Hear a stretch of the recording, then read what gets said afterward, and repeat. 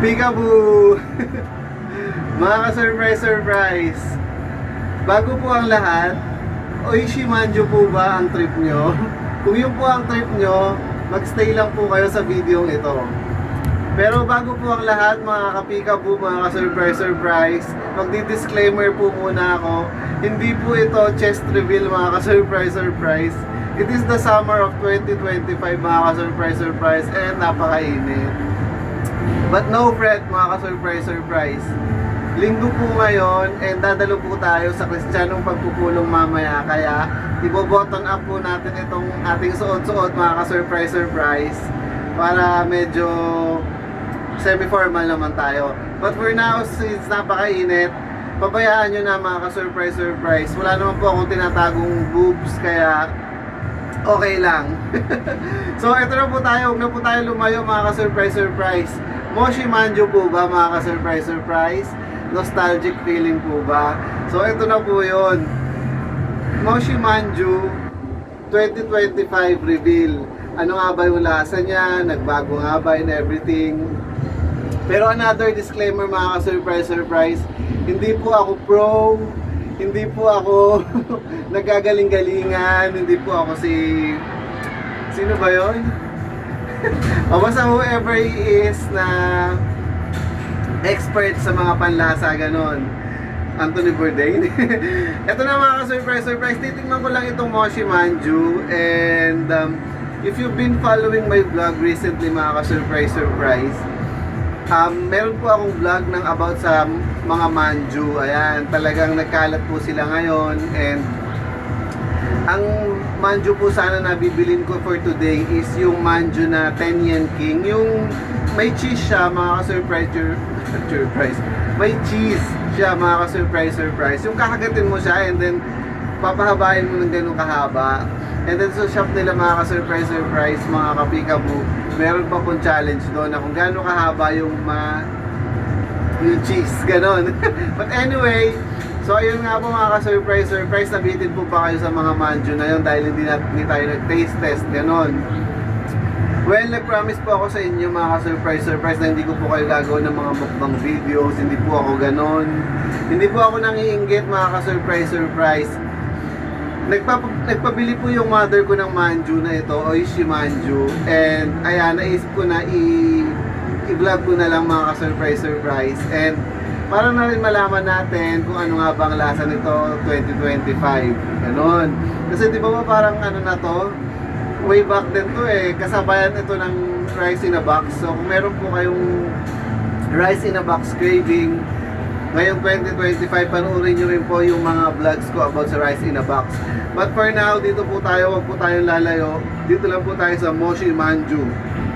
So without any further ado, ito na po yun. So ganito po yung pag binuksan nyo. Ito po yung box of big box na tinatawag nila. This is the box of 24 pieces. Ayan, 24 nga ba? O basta yun, big box, sabihin nyo doon, big box, ganon. And then ano po ito, mga ka-surprise, mixed, ganon. So meron po siyang pastillas, meron po siyang chocolate and everything, ganon. So, ito na po yun, taste test na po tayo.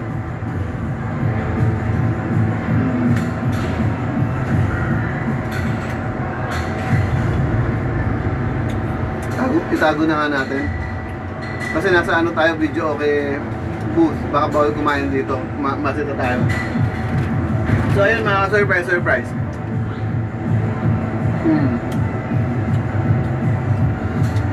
Umawak ako ng mic, baka madumi yung mic. Anyway. So mga surprise, hindi ko sa inyo masabi kung ang lasa nito is same pa rin po ba dun sa lasa niya like 30 years ago, 20 years ago, gano'n. Pero masasabi ko po is masarap siya, mga surprise. For that box of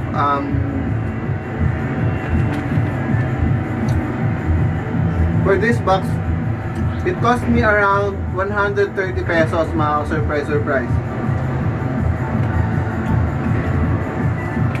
And syempre pa, mga surprise, kung senior na po yung mother nyo, dalhin nyo po yung senior card niya together with authorization letter, meron pa pong discount. Pero I think this, parang dito hindi worth it kasi it cost around only like maybe 15 pesos yung naging discount. Unlike mga ka-surprise sa Rice in a Box, pag meron po kayong senior citizen discount doon, dinala nyo po yung senior citizen discount ng mother nyo, makakatipid po kayo ng 34 pesos sa, let's say, yung seafoods bagoong na worth 119 pesos. May less 34 pesos po pag meron po kayong dalang senior citizen card. Ayun. Pero di ko naman po kayo tinuturo ang mandaya mga ka-surprise na kung yung food is para sa inyo, dapat gagamitin nyo yung senior citizen ng mother nyo. But as I said, pinabili lang po sa akin ng mother ko to, kaya ginamitan ko po siya ng senior citizen card. Pero yun nga, parang hindi worth it kasi I think it is only like 4% yung binawas nila, which is dapat 20%, ganon. So ayun, siguro wala akong masyadong masasabi doon sa Moshi Manju kundi masarap ano. Kung bibiling ko ba siya ulit, let's say hindi nagpabili yung mother ko, kung ako lang, yes, bibiling ko siya ulit. Masarap siyang i-pair sa kape mga ka-surprise or kahit sa iced tea, ganyan and everything. And hindi siya ganun ka-pricey unlike yung mga donut. Kaya ako talagang humahawak ng mga mic dito sa sa video okay machine.